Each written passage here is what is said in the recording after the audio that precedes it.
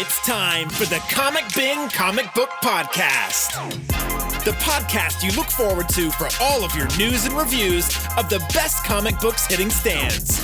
Whether it's DC, Batman, Wonder Woman, Marvel, Spider-Man, Image, Spawn, Saga, Boom, Once and Future, Power Rangers, or whatever book or publisher you follow, we cover them all here. this is the place for you. That's right, it's for everyone. This is the Comic Bin Comic Book Podcast. Let's get it.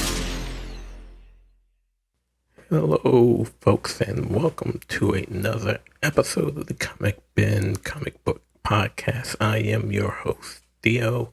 I got a special show for you today. I am going to be replaying a sit-down conversation I had with comic book writer David Pepose, and he and I sat and talked about Space Ghost. Issue number 2 came out Wednesday. So he and I did a little recap on issue number 1 before we talked a little bit about issue 2. And then we just talked a little bit about the series in general over at Dynamite Entertainment. So if you have not read issue 2 yet and want to avoid some of the spoilers that are in there, we don't go too heavy into it. But if you don't want to hear any of the spoilers at all, because we do not only get into the spoilers in issue number 2, but just some of the things that is going to be coming from the series as a whole, with those 13 issues that he is going to be writing over at Dynamite. Just pause right here and then go out, pick up a copy or get a digital copy, have a read, and then come on back and listen in. But I don't want to go and do too many thoughts right now, because I pretty much touch upon all of them in the interview itself. So with that being said, here's my interview with comic book writer David Pepose. I hope you enjoy. Hey folks, it's Theo, and I am sitting here with David Pepose, writer of Space Ghost. David, how's it going? Welcome to the show. It's going great, Theo. Thank you so much for having me. And yeah, man, excited to talk comics with you. So me being an old guy, I automatically gravitate to titles of characters that I grew up with. And you know, a lot of people hear the name Space Ghost and they automatically think Space Ghost Coast to Coast, which just celebrated its 30th anniversary. However, I remember the old Hanna-Barbera cartoons on Saturday morning, and that eventually made its way to Cartoon Network. I'm just that old, so I gravitate to those titles automatically. And you know, when I read issue 1, I was like, wow, this isn't the character I remember growing up with. So I truly thank you for reintroducing Space Ghost to comic fans once again. You know, there have been a bunch of different iterations that have come out over the years, but I've really enjoyed this one after the first issue came out last month. Well, thank you so much for saying that. I mean, it's funny. My introduction for Space Ghost, like many things in my comics career, was not linear by any means. I grew up as a 90s kid, so my introduction to Space Ghost was in Coast to Coast and the occasional Boomerang episode. It wasn't until I got my first step in the industry as an intern at DC Comics. It was the same summer that Final Crisis and Batman R.I.P. was coming out. And I took that as kind of my opportunity to really kind of do a deep dive into the history of comics and really kind of learn the lay of the land. And so that's where I learned about Alex Toth. You know, he's been described as like the Jack Kirby of Hanna-Barbera. And that's when I learned about how, you know, about his many creations, you know, things like Johnny Quest and of course Space Ghost. And that's when I learned, like, oh, Space Ghost was actually introduced as like an actual superhero. It wasn't just this like ironic talk show host.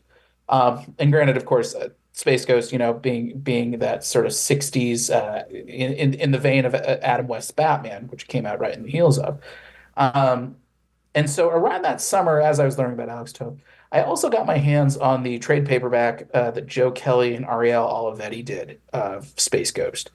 I don't know if they re-released that trade or if one of the editors gave me a copy, but I read it and I was really taken that I was like, oh, this guy feels like he's got all the ingredients of an A-lister, you know? This was granted a very Batman Begins kind of take on the character, a very standalone origin. But I remember thinking at the time, there's some like real potential to Space Ghost as a character, and I'm surprised they haven't done more with him. And so fast forward 15 years, and Dynamite Entertainment approaches me at New York Comic Con.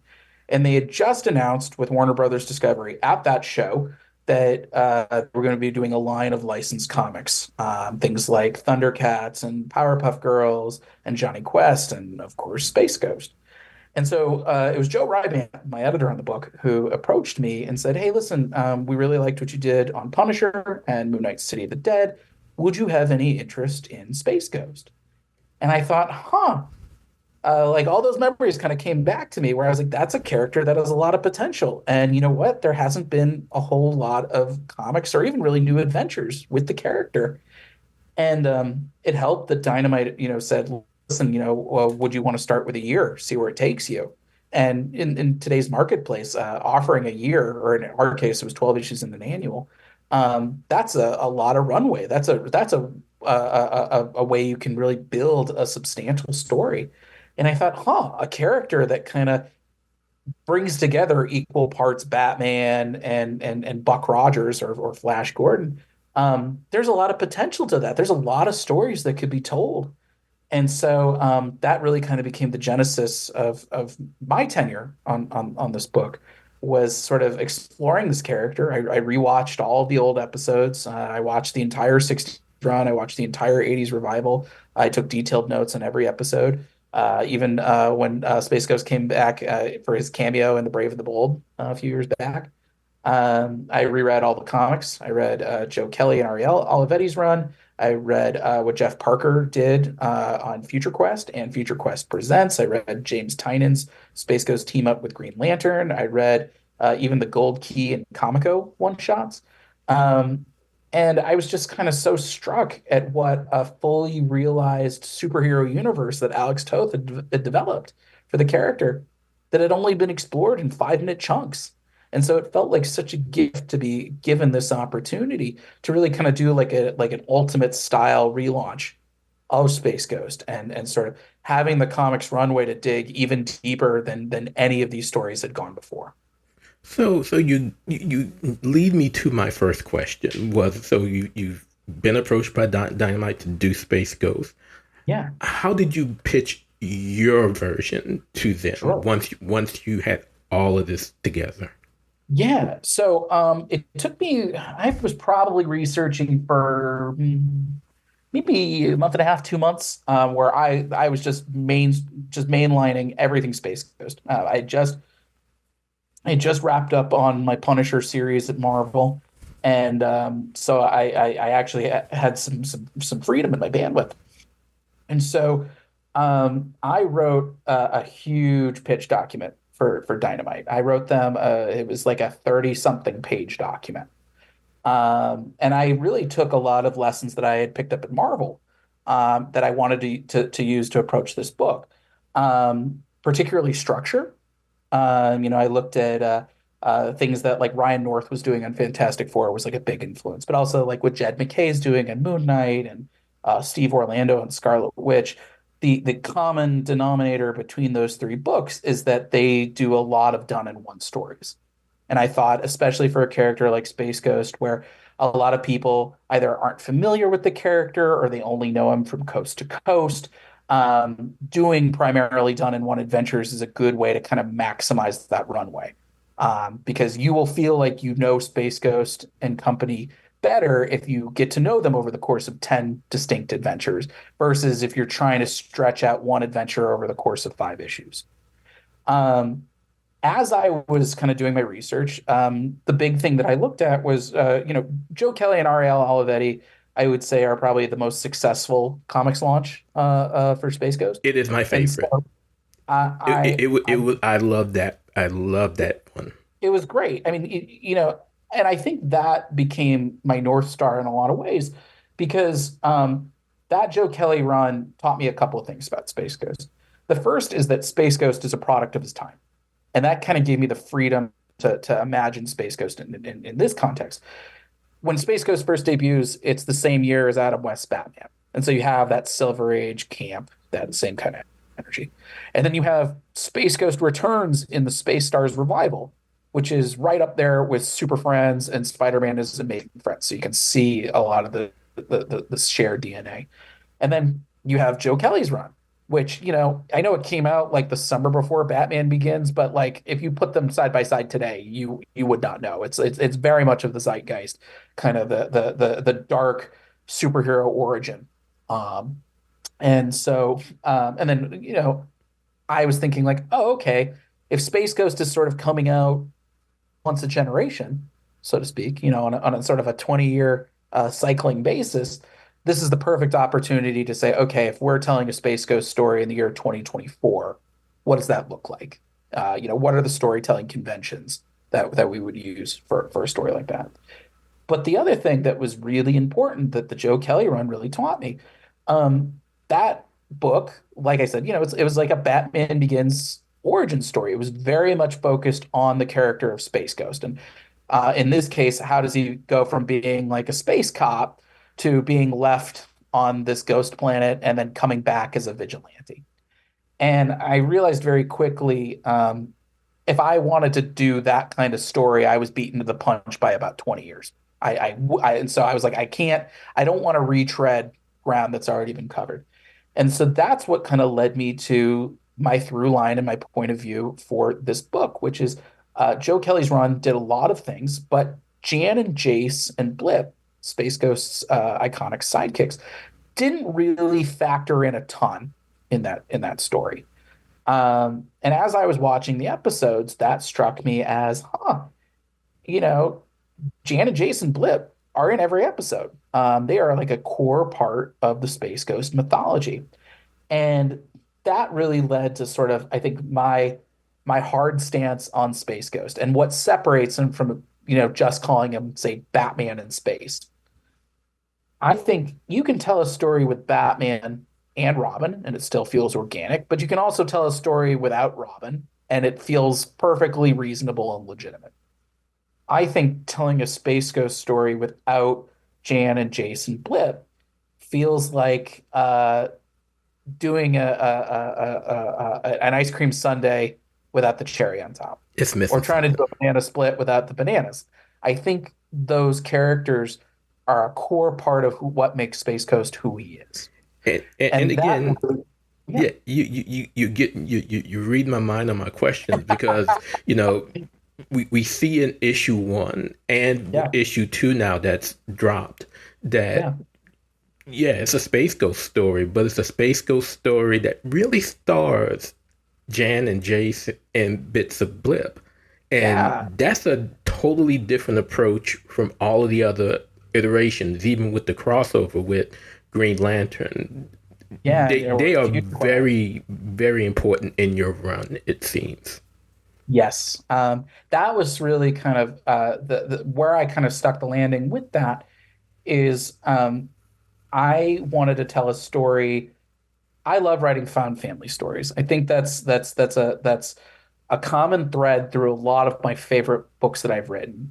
From my very first book, Spencer and Locke, to what I did on Savage Avengers, and to this, is I do love the idea of kind of like outcasts and broken people kind of finding each other and sort of transcending their tragedies and their pasts and their scars, by the power of love and friendship.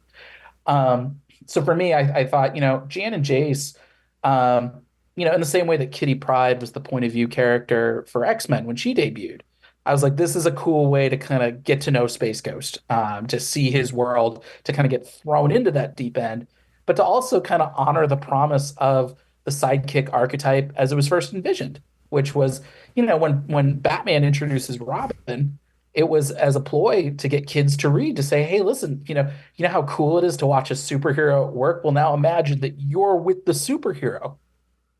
And I think for me, Jan and Jace, they were such fun characters when I was watching the show. Like, it struck me even those early episodes, they were very much an ensemble piece.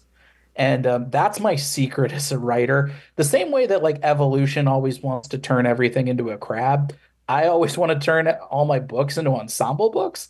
Um, it's just more fun for me to write. It kind of keeps me from getting stuck in the mud.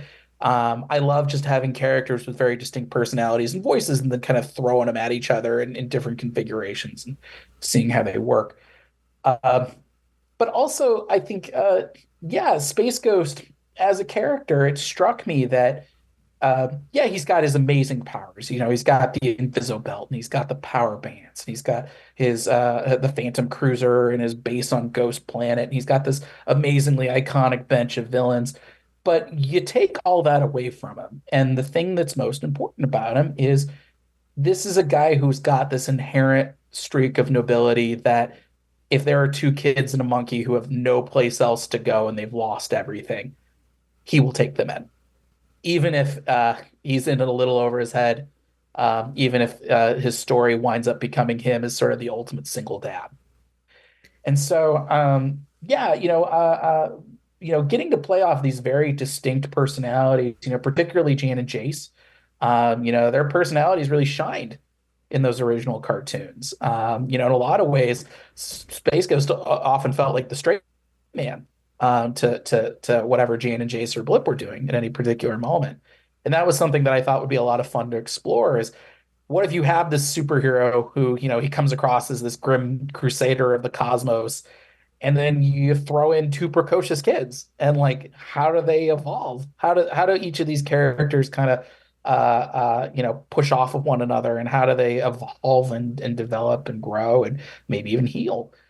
I think also, and it's funny, the things that pop up at you in retrospect, they always talk about write what you know. And I don't think that's always something that's intentional. I think sometimes it's just your life experiences kind of like bleed through into the text. And while I can't say that my family was attacked by space pirates, I can say my younger siblings are triplets. God And bless I you. remember, yeah, that's why nothing in comics scares me. I was 10 days shy of my ninth birthday when my siblings were born. And I felt like the dinosaur watching the meteor hit. Um, and I think having written it, I'm realizing like, oh, I wrote that into Space Ghost. In that everything gets more challenging when you have to start counting in threes. And you have your life and you have your routines and rhythms just so, but nothing's going to prepare you for having three kids with minds of their own, who are not necessarily going to follow orders. Um, how's that going to change your life? But ultimately, how's that going to enrich it? And I think that really is kind of the heart of this book.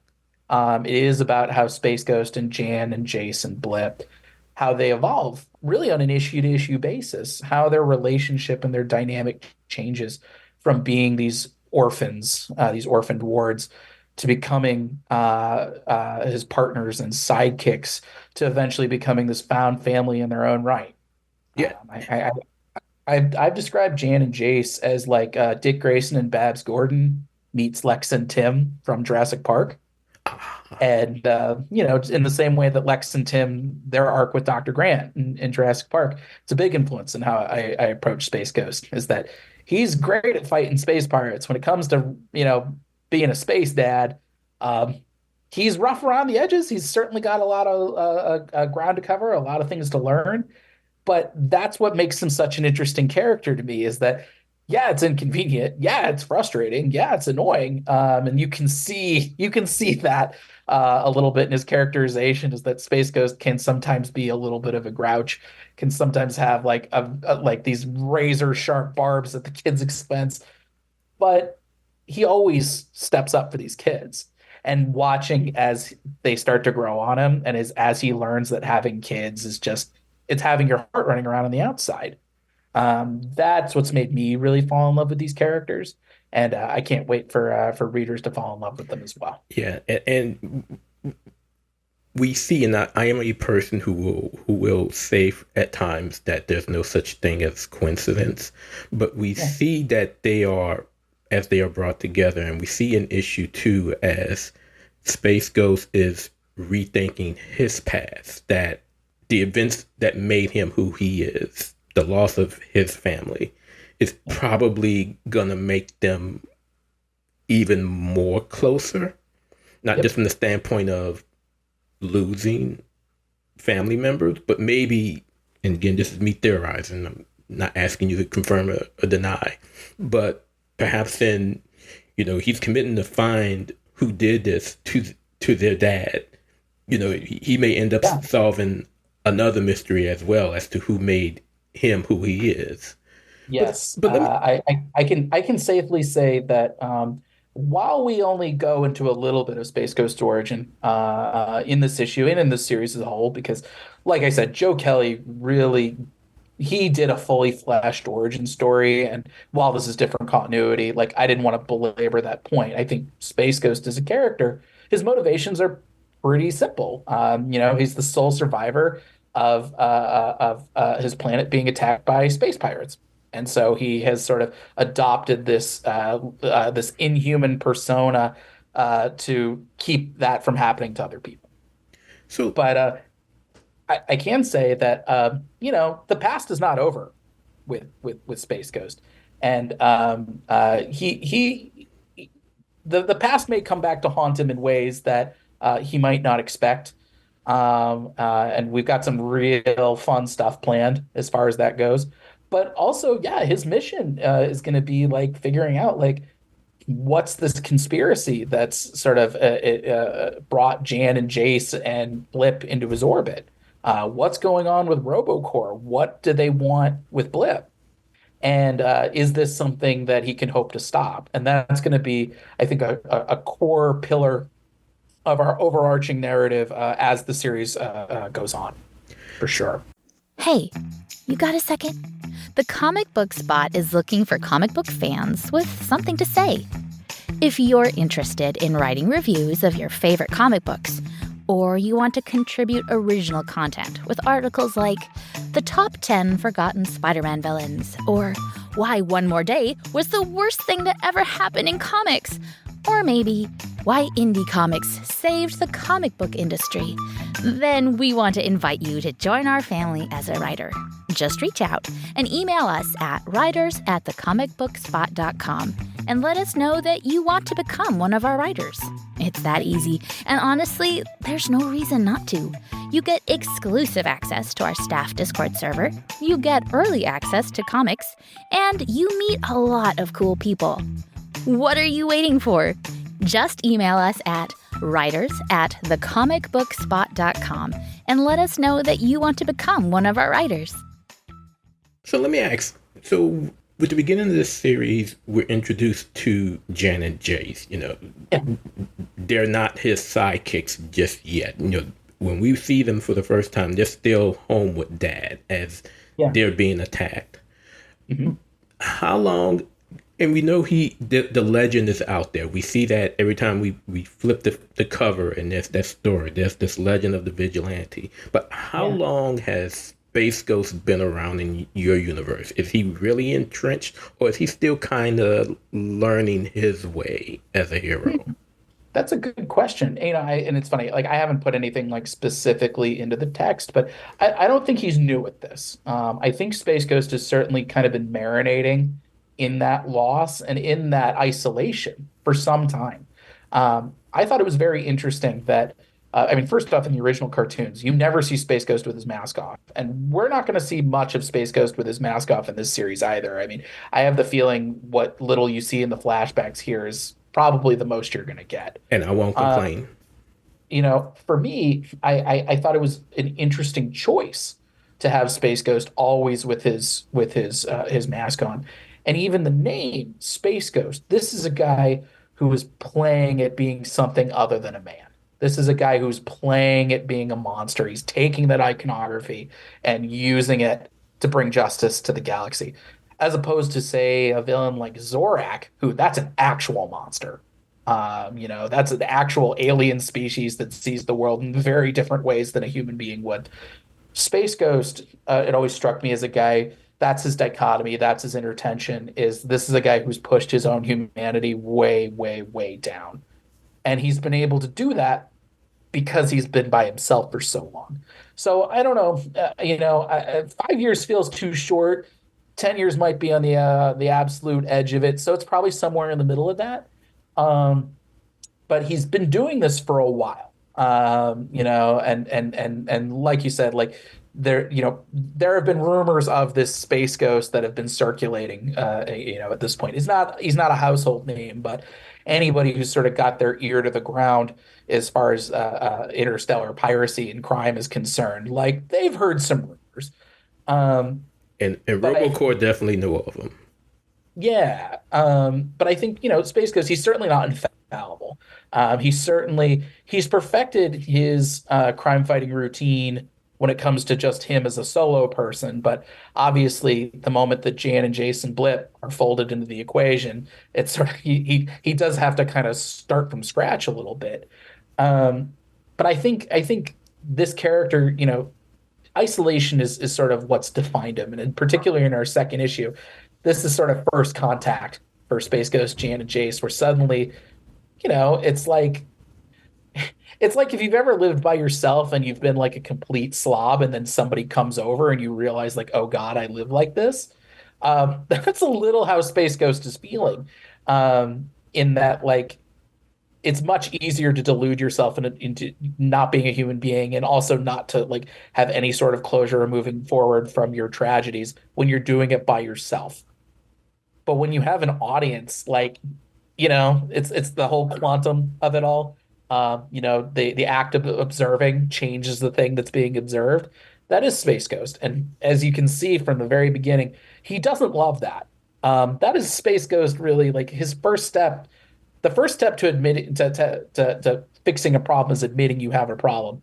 Space Ghost hasn't quite gotten that far yet, but there's something in the back of his mind that's like something has to change, and these kids are sort of unearthing that for him, and he hates that, because of course anybody realizing that they have a problem, of course they're going to have to go through the resistance and irritability of it all, because if you have a problem, then you have to accept that you've been doing things wrong and you've missed out on so much time doing things wrong, as well as the extra effort of having to fix it.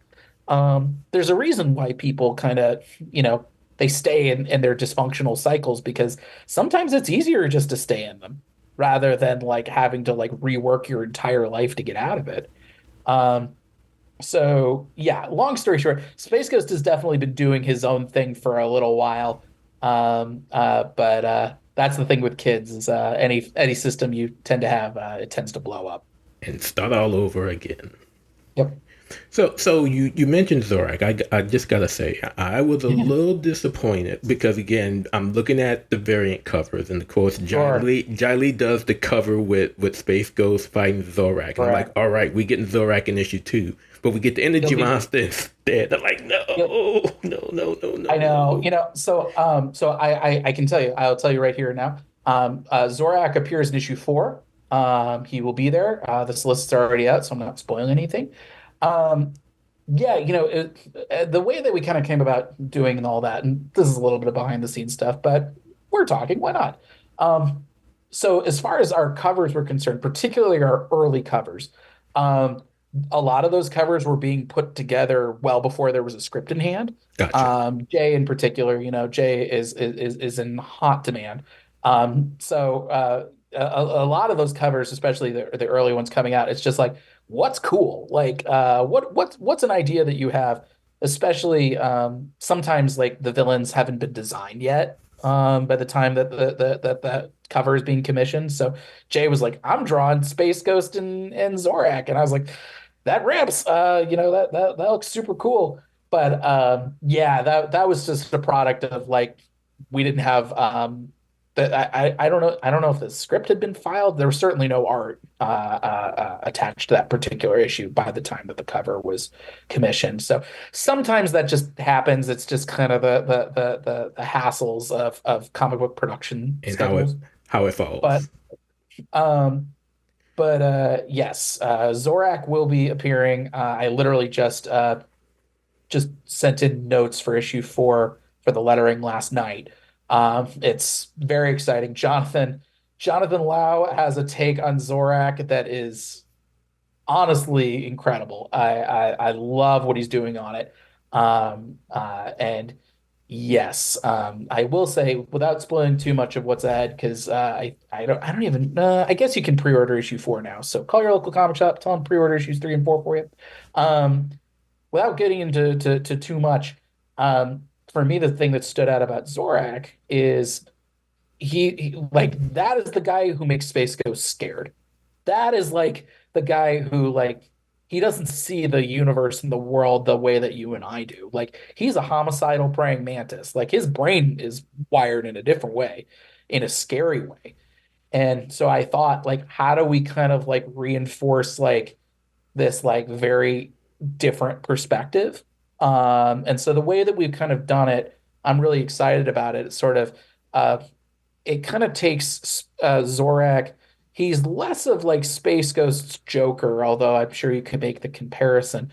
I'll say the way that I pitched him to Warner Brothers and that they were very excited by was I said, "This is the Charles Manson of space." And Wow. what happens when he escapes from Omegan prison that Space Ghost threw him in. What are his big universe shaking plans?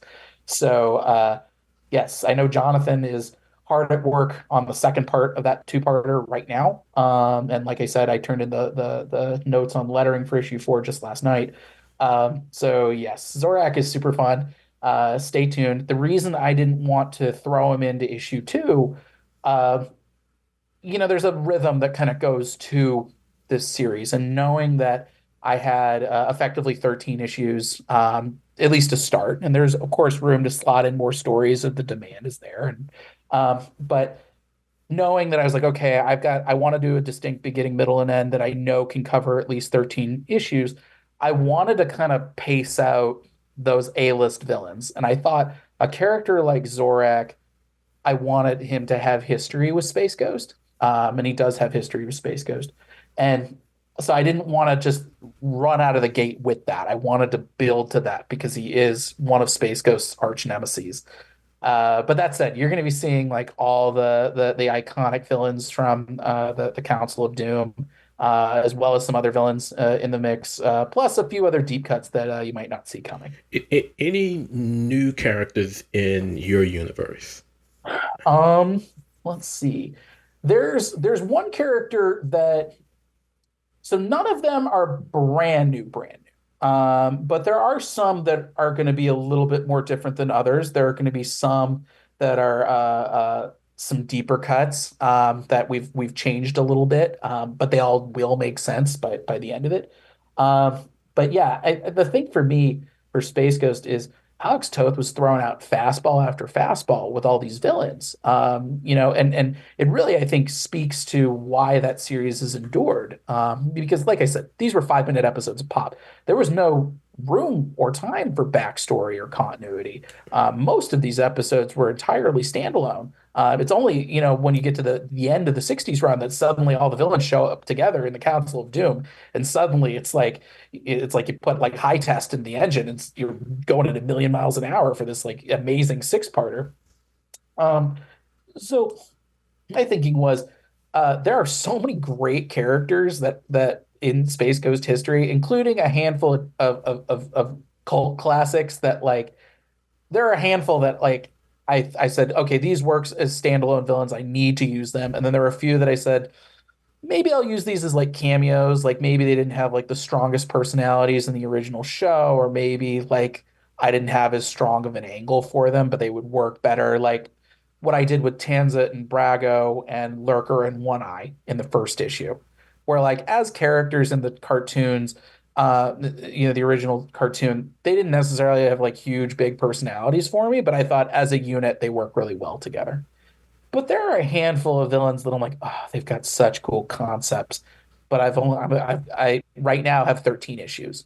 And so I'm saving them in my back pocket. But I was like, if I have to save them in my back pocket, uh, I want to hit all the major villains. And so honestly, there's nothing I could do that would top what Alex Toth has already done. And for me, the fun that I'm having is taking these iconic characters and just figuring out like, okay, is there a wrinkle or a twist that we can add to them that kind of speaks to the core characteristics that stood out to me watching those original cartoons. So minor spoilers, but like Brack, what we did with Brack and Sisto in our first issue.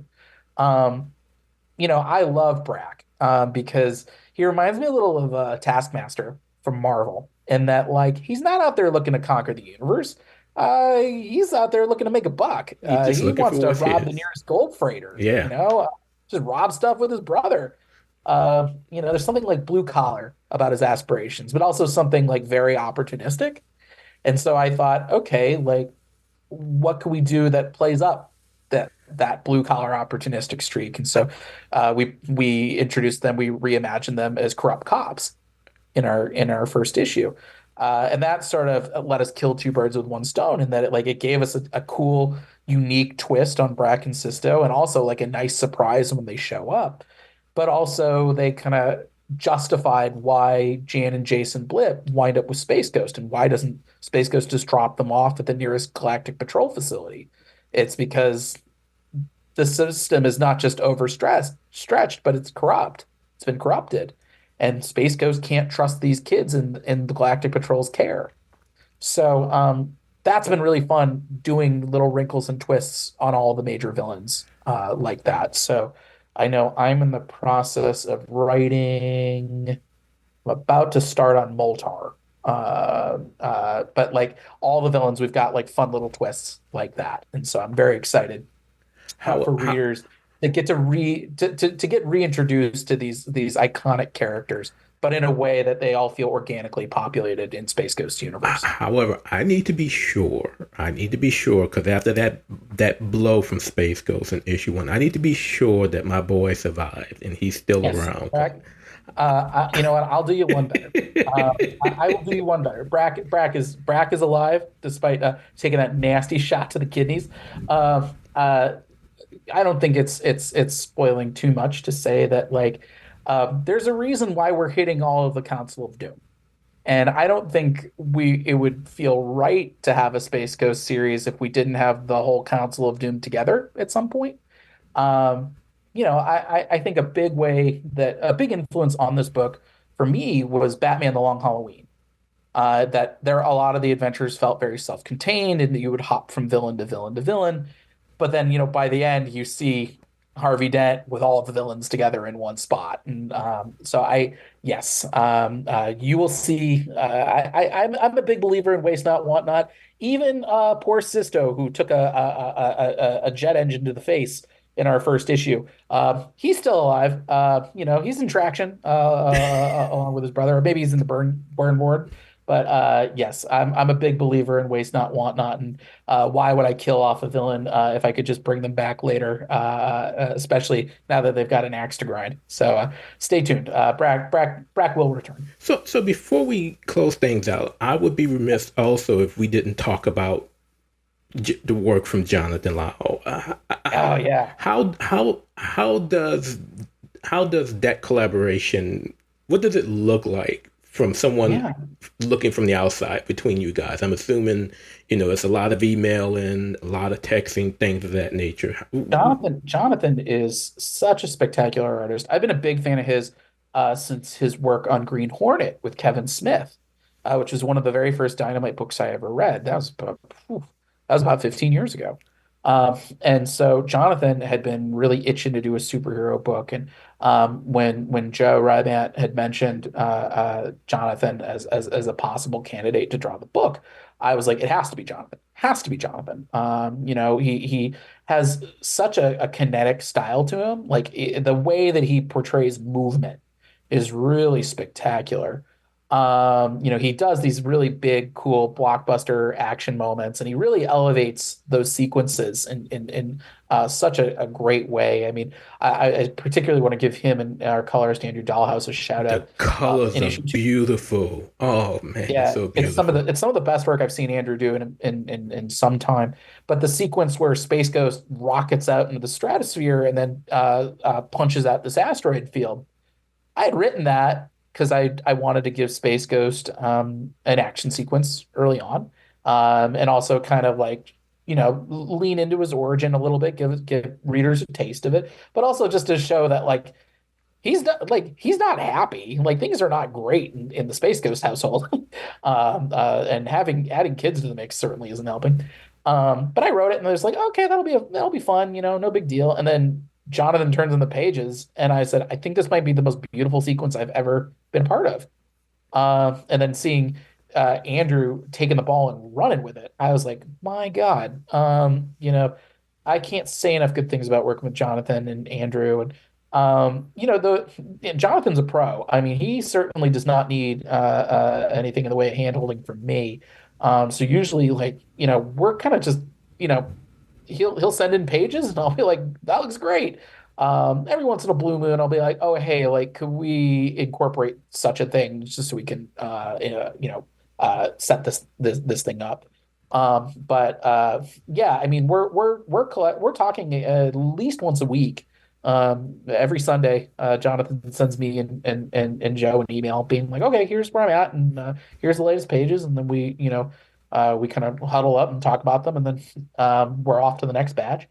Um, and then yeah, Andrew Dahlhaus will send in his pages. I literally just I have colors on issue 3 that I'm going to be looking at today. And then Taylor Esposito, our amazing veteran letterer, Taylor Esposito. He usually takes Jonathan's black and white pages and he does a lettering pass on them. And usually the way that tends to work is once Jonathan turns in his inks, I take my script and I revise it just to make sure that it's matching the art. And then Taylor works his magic, and then I will give it another read through just to make sure that, like, hey, are all the lines working? Is anything reading too long that I need to cut? Do I have too many balloons? And I'll give those notes, and Taylor will kind of put together the final thing. Yeah, Let me just say, you mentioned the lettering from Taylor. yeah. I've been collecting comics since I was 9 years old, Mhm. and it took me a long time to really appreciate the hard work that a letterer does with Yes. when putting a book together with the rest of the creative team.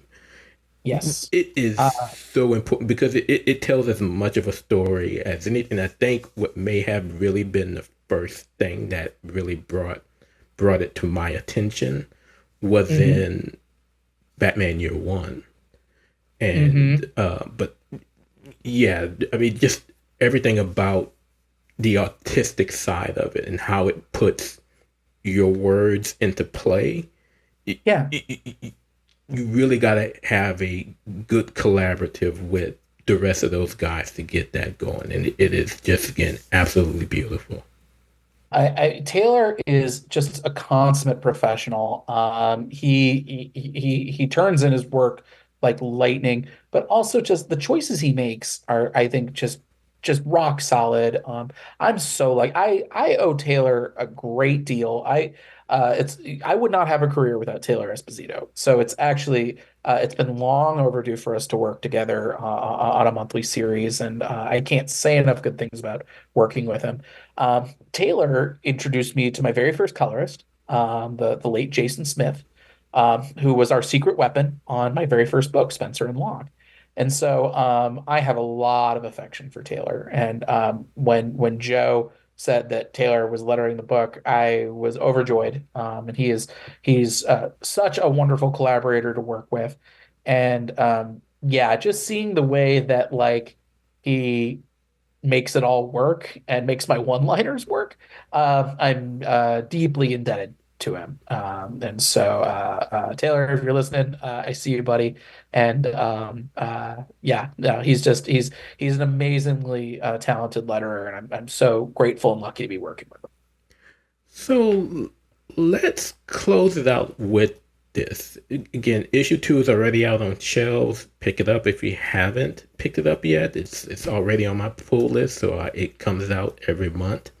But to the person that's listening that hasn't picked up issue 1 yet and is thinking about picking this series up, sell them on it. Why should they read Space Ghost? Sure. Well, I mean, the easy elevator pitch for Space Ghost is, what if Batman fucked crime in the Star Wars universe? But I think that's selling it short. Space Ghost is a character that has had all the ingredients of an A-lister.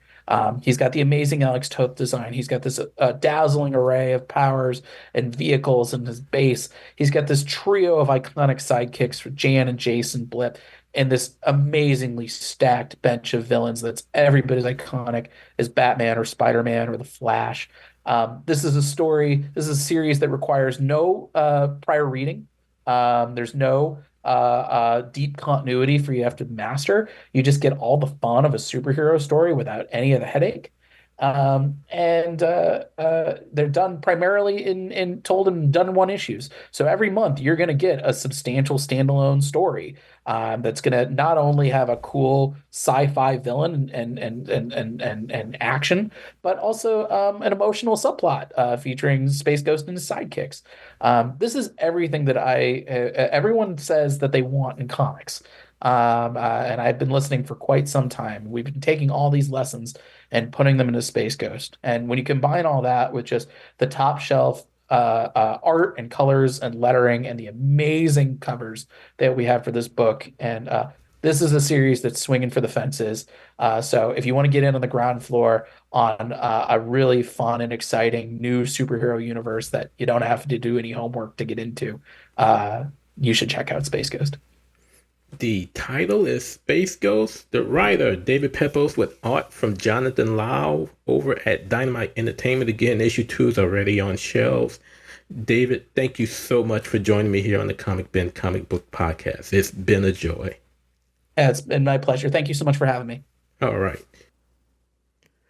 So again, I want to thank David for taking the time to sit with me to talk about Space Ghost, both issues 1 and 2. As mentioned, issue 2 is already on shelves. It came out on Wednesday. So if you're not reading it, go ahead and pick it up. Give David and the folks at Dynamite your support. Let me tell you, I've kind of been down on Dynamite as of late because I was really only reading the Christopher Priest stuff with Vampirella and the Sacred Six, and been following those, but I had been wondering what else Dynamite could come out with. And then they've started pushing out these licensed stories with Disney, and now we see with some of the Hanna-Barbera classics. I picked up the Scar series, miniseries. I really enjoyed that. Then Thundercats came out, and it has its upcoming Chitara spinoff that I am definitely going to be taking a look at.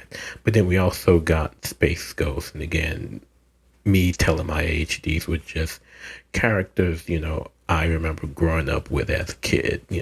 Waking up Saturday morning cartoons, watching Space Ghost and Super Friends and all of the other classic cartoons that were done in the late 60s and the 70s, but still had a strong following in the 80s as I was growing up. And then, coming home from school, watching Thundercats and Silverhawks and Voltron and those series as they started pushing out those types of cartoons for kids of my age. And again, just reading something like this is just bringing back the good old days of what I used to watch on TV as a kid. But again, that is Space Ghost issue 2, which is out on shelves today. Again, give it your support. I'm enjoying the story. I'm pretty sure you would enjoy it too. It's just a classic character that, growing up you could have compared to a Batman type figure that they were trying to do, but he is definitely a hero in his own right, in his own demeanor. And I think if you give a read to this, you'll feel the same. And if you want another introduction to Space Ghost, again, as David and I mentioned in the interview, the Joe Kelly miniseries that he did a few years ago was absolutely wonderful. You definitely should pick that up and take a deep dive into it to get just a little bit more history as to who Space Ghost is. But that is going to do it for this episode of the Comic Bin Comic Book Podcast. Next time, and again, as I mentioned before with the last episode, we're going to have another quick turnaround with another episode probably coming out either Friday or Saturday. I'll be talking with Kelly Thompson and Marco Ferrari, the creators of Scarlet over at Skybound Image. And Scarlet #1 is out on shelves today as well. If you haven't read it yet, or if you're on the fence about picking it up, I strongly suggest you do so. Everything that's been coming out with the Energen universe, with the partnership that Skybound has with Hasbro right now, has just been, it's been chef's kiss with, how good those stories have been. And Scarlet is keeping that trend going. You really need to get out there and support it. But that is going to be our next episode, either on Friday or Saturday. So be on the look for that as we bring you more episodes of the Comic Bin Comic Book Podcast. That is going to do it for this episode of the Comic Bin Comic Book Podcast. I'd like to thank you all for your continued support of the program. The Comic Bin Podcast, as well as the Comic Book Spot, are a part of the Comic Book Source family of sites and media. You can follow the podcast on Twitter X at comic_bin, or my personal account at BatmanFan_4Life. You can also find us on Facebook, Instagram, Blue Sky, and Threads. We're all over social media.